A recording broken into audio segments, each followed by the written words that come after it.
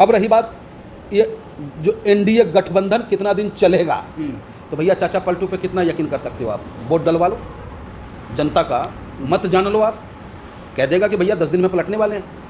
लेकिन झुंझुना कहना पकड़ा दिया गया इनको, चाहे नीतीश कुमार हो चाहे चंद्रबाबू नायडू। झुंझुना ये ललीपॉप है, ये ललीपॉप लागेलू वाला बात हो गया है। ये सरकार में जो है ललीपॉपवा लेके घूमा हो बिहार में भैया, जिया जिया हो बिहार के लाला, वही वाला बात हो गया है, बाकी और कुछ नहीं है। हाँ, हम नीतीश जी से इतना ज़रूर कहेंगे कि कुछ मिले ना मिले, आपके दम पर सरकार बनी है, हर बिहारी की तमन्ना है।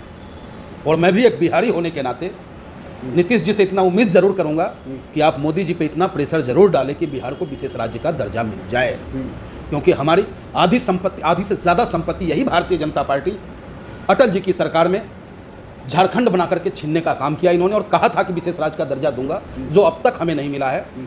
तो नीतीश जी से हम उम्मीद करेंगे सरकार गिरने से पहले जो है ना, कम से कम विशेष राज्य का दर्जा मिल जाए। कह रहे हैं सरकार गिरेगी, मोदी जी कह रहे हैं मजबूत सरकार बना ली है, गिरेगी नहीं 5 साल, आप कह रहे हैं गिरेगी। देखिए मजबूत तो भैया भाषण में मजबूत सब रहता है, धरातल पर आप देखिए ना क्या स्थिति है। एकनाथ शिंदे क्या कह रहा है, अब तो लोग ये भी कहने लगा कि 400 पार का नारा ही हार का कारण रहा। 400 पार का नारा किसने दिया भाई? जिसके नेतृत्व में चुनाव लड़ रहे थे। तो इसका मतलब है नेतृत्व पे सवाल उठाया जा रहा है, और नेतृत्व पे सवाल का मतलब है कि मोदी जी को स्वीकार नहीं किया जा रहा है। शिंदे गुट ने कह दिया, अजित पवार गुट ने अपना बयान दे दिया, तेज तर्रार जदयू के महासचिव हैं हमारे गाजियाबाद के रहने वाले हैं केसी त्यागी जी, उनका भी बयान आ गया। तो भैया खिचड़ी तो पक रही है। अब देखते हैं कि हम हिंदुस्तानियों के भाग्य में क्या है, तानाशाह शासक है या लोकतंत्र पूरक सरकार बनेगी। कह रहे हैं खिचड़ी उतरेगी या पकती रहेगी 5 साल? हमको तो नहीं लगता कि भैया ये 5 साल चले वाला है। कमर कस के रखिए। हर विपक्षी से मैं कहना चाहूँगा कि एक होके रहो भैया, नेक बन के रहो, इधर उधर झांकने की ज़रूरत नहीं है। ये सरकार बहुत जल्द जाने वाली है। मंत्रालय की बात करें तो स्मृति ईरानी भी हार गई, उनको भी मंत्रालय नहीं मिला, और जो अपने अनुराग ठाकुर थे इनको भी इस बार कुछ मिला नहीं है, यानी उधर अंदर भी नाराजगी है। देखिए ये उनका इंटरनल मामला है, लेकिन हम समझते हैं कि भाई युवा नेता था, आखिर बार बार ठाकुरों को ही क्यों अपमानित करने की बात होती है? सोचने का विषय है। चुनाव के समय भी यही मामला हुआ था, चुनाव बाद भी जो है युवा तेज तर्रार नेता जिसने अपने काम के दम पर अपनी पहचान बनाई, अनुराग ठाकुर। हाँ, कुछ शब्दों का उसका मैं पुरजोर विरोध करता हूँ जो उसने नारा लगाया था। खैर उसने माफ़ी भी मांगी है, लेकिन कहते हैं कि जब बाण निकल जाए तीर से तो उसे वापस नहीं किया जा सकता, इसलिए वो गलतियाँ हैं उनकी। अनुराग ठाकुर ने जिस शब्दों का इस्तेमाल दिल्ली में किया और उसकी वजह से दिल्ली जला, दिल्ली जलने के दोषी अनुराग ठाकुर और कपिल मिश्रा भारतीय जनता पार्टी बराबर के दोषी हैं। लेकिन जिस तरीके से आप अवैसी की बात की सीट, लेकिन अवैसी को तो कोई पूछ नहीं रहा है। MIM की एक सीट है, लेकिन ना इधर तो जा नहीं सकते बीजेपी में, और इंडिया गठबंधन उनको लेना नहीं चाहता, तो इस बीच में उनका क्या रोल हो जाता है? देखिए परिस्थिति जो है ना, सब परिस्थिति पर निर्भर करता है। और हमने ये तो नहीं कहा कि आओ कांग्रेस हमें गले लगा लो, आओ समाजवादी हमें गले लगा लो। चल भैया तू अपनी राजनीति कर, मैं अपनी राजनीति कर रहा हूँ, लेकिन हाँ देश हित में तुझे आवश्यकता पड़े तो मैं तेरा साथ दूंगा। हम झुकने वालों में से नहीं है, हमें एक शेर ही काफ़ी है, ज़रूरत नहीं है हमें किसी गिदरों की लाइन में चलने की आवश्यकता नहीं है हमें। आज भी आप देखेंगे लोकसभा के अंदर में जब ये जालिम सरकार जनहित में कार्य करेगा तो ठीक है, और जनहित के विपरीत अगर कोई कार्य करता है तो मजबूती के साथ अगर कोई आवाज़ उठाएगा तो वो हमारा ही नेता होगा। आप देखेंगे।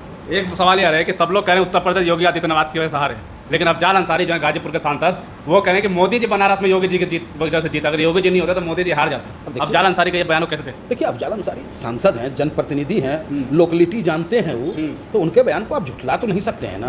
उनके बयान को आप बयान है, मतलब योगी जी का साथ दे रहे हैं। बिल्कुल बिल्कुल। देखिए हमारे बयान में और उनके बयान में बड़ा अंतर है। अफजाल अंसारी अपने आप में जनप्रिय नेता है, बनारस में उनका एक वजूद है, पूर्वांचल में एक रसूख रखते हैं, और अगर उन्होंने कहा है तो निश्चित रूप से प्रधानमंत्री जी अगर जीते हैं तो योगी जी का विशेष कृपा रहा है। बाइकआउट किया जा रहा है योगी आदित्यनाथ, तो हटाना दे। हम लोग भी तो यही देख रहे हैं ना कि अब देखे कितना दम है इनके दामन में। भैया कहे नहीं हटा रहे हैं, हटाइए। हम लोग भी तो इंतजार कर रहे हैं कि हटे, फिर अब मध्यावधि चुनाव हो। जयचंद भी कहा जा रहा है आप लोगों को, हम लोगों को जिन्होंने भाजपा को वोट नहीं दिया वो जयचंद है। अच्छा, जो भाजपा को वोट दिया वो पक्का हिंदू है। तो कहिए तू अपना हिंदू का सर्टिफिकेट अपने घर में रख। यहाँ तिलक आबाद है, चुटिया आबाद है, राम का नाम लेकर के धनाधन फहरा रहे हैं, और तुमको जो है तुम्हारी औकात दिखा दी है। अरे कुछ दिन के लिए जागे थे, फिर सो गए। हिंदू कभी नहीं सोता, हिंदू हमेशा जागता है, चेतना में रहता है वो।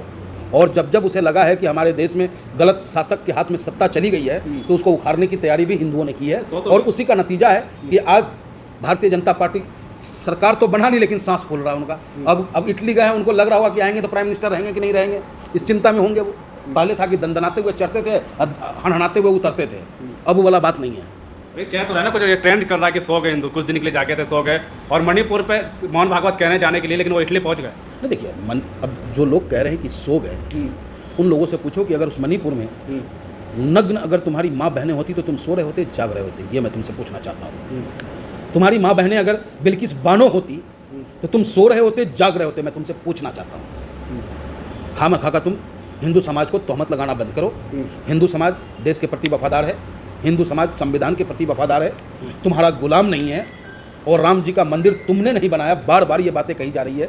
राम जी का मंदिर माननीय सुप्रीम कोर्ट के निर्देश पे बना है, जिसका समर्थन हिंदुस्तान के हिंदू और मुसलमान दोनों कौम ने किया है। कहीं उसको लेकर के कोई वायलेंस नहीं हुआ है। लेकिन सवाल ये उठता है उन लोगों का क्या होगा जो लोग कह रहे हैं कि चलिए एक तो अयोध्या हार गया तो हिंदू सो गए, लेकिन यही चंद्रबाबू नायडू मोदी सरकार में है और वहाँ पे जो अपने सरकार में मुस्लिमों को आरक्षण भी देंगे, ईदगाह के लिए पैसे भी देंगे। अब उन भक्तों को क्या कहेंगे?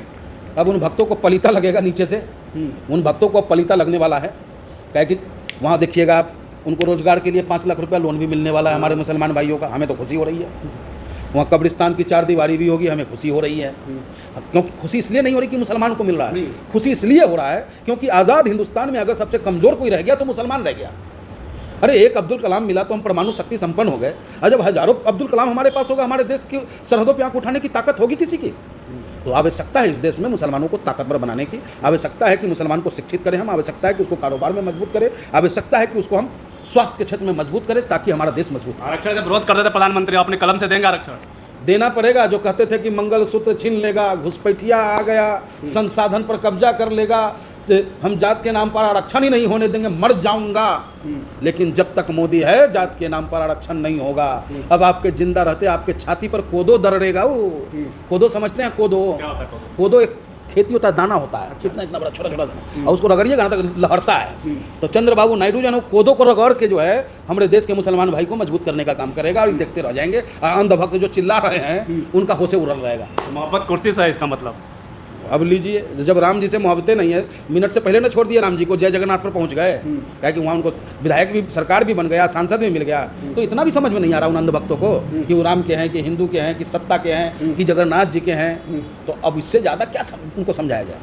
अच्छा, सरकार चलेगी या बदल सकती है लास्ट में? हमें तो नहीं लगता है कि सरकार चलेगी।